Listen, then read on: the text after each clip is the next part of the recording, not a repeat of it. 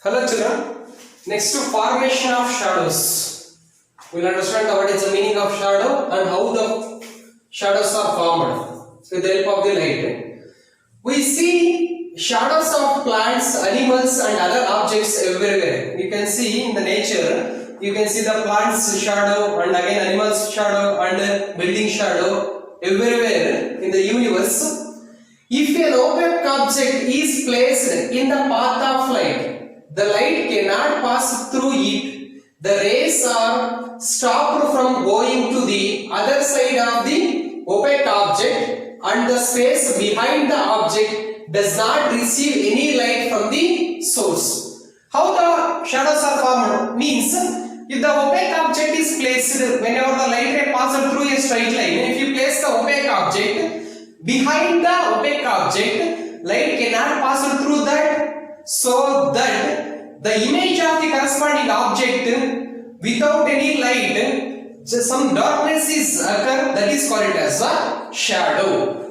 The exact definition of the shadow is the space behind the opaque object where light cannot reach is called a shadow. A shadow is nothing but the behind the object, opaque object, the entire object shape is dark or light cannot pass through that or reach that area, that is called as a shadow. Thus, shadows are produced when light is stopped by the object. So, what to understand from that? The shadows always shadows are formed when the object is just stopped by any object. Whatever the light is passed through that, the object is placed exactly the straight line motion of a light, so that shadows are formed. An opaque object casts a dark shadow, a translucent object casts a faint shadow, and a transparent object casts almost no shadow. Opaque object, dark shadow will form. Next again, a translucent object, faint shadow, and a transparent object does not, almost no shadow. The shadows always, if any object is placed, whenever the light ray passes through that, it will be no shadow because it is a transparent. You partially pass through that, it is faint shadow. Faint is nothing but the intensity very less. If opaque object is placed, exactly whenever the light ray passes, light ray is traveling in the specified direction, you should place the opaque object, then completely dark shadow will form. So, all shadows are formed because the light travels in a straight line. The property is nothing but the shadows is always formed because of the property of the straight line of a light. Light is always travels in a straight line. If the source of light is very small, see the diagram carefully, the source of light is very small. That is a faint point source, then a sharp, well-defined image is formed on the screen. If the size of the corresponding source is small or point source, then the sharp and well-defined image is formed on the screen. When the source is wide, wide means extended, something like a tube light, two shadows can be seen. See the diagram carefully, very very important.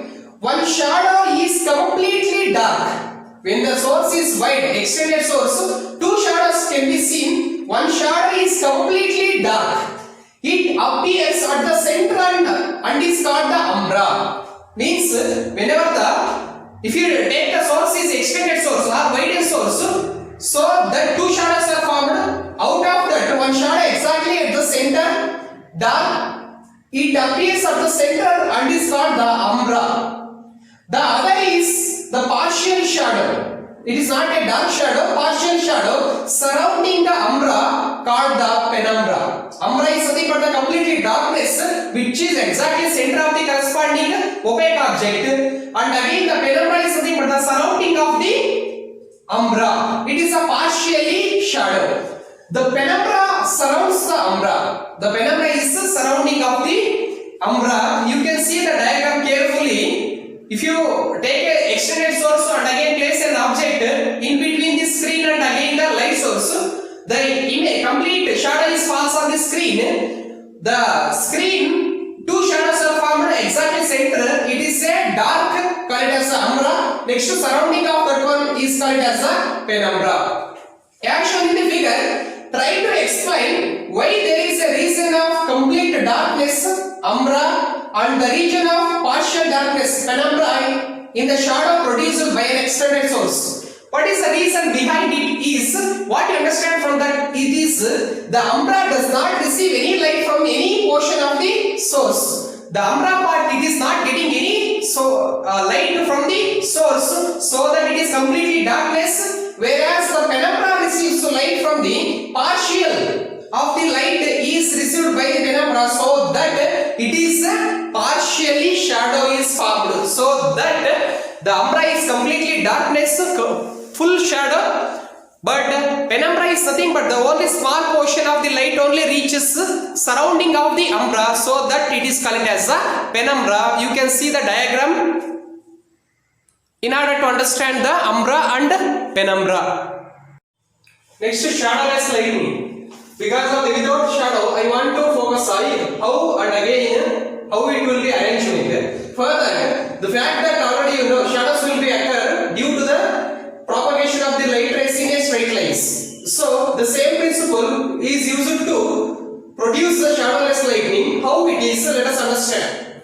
For producing such an effect, shadowless lightning, the source of light is made much larger than the object. The source of light is much larger or extended source, so then you can get the shadowless lightning. We will understand with the example. Due to this, the umbra is formed very close to the object. Due to this factor, because of the entire light will be extended source, so due to that, the umbra is a small portion and again it is close to the object.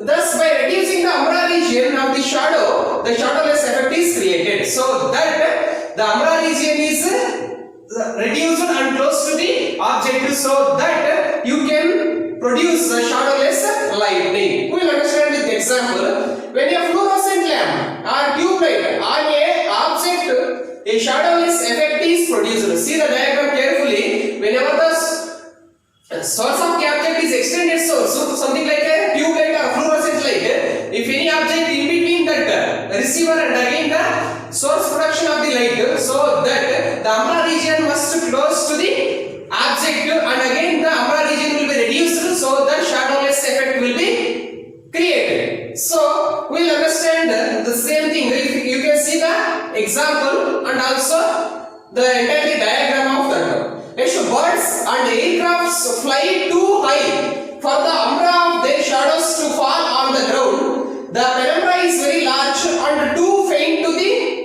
scene. So birds and aircraft flying high do not cast shadows on the ground, because of the birds and aircraft will be moving just so many kilometers away from the surface of the earth, so that only umbra region, only the shadow of the umbra region falls on the ground, but penumbra region will be extended the largely space and also faint, means intensity is less, so that the penumbra region you cannot to see with your naked eye, only umbra region will be falls on the ground. Next, the rays will be similar to that in figure 6.12. You can see the same thing of the birds and aircraft, which those are traveling at a certain height. So the same thing will be happening as shown in the diagram. However, shadows are formed when they fly closer to the ground. If the same aircrafts and birds will be much closer to the ground, you can see the both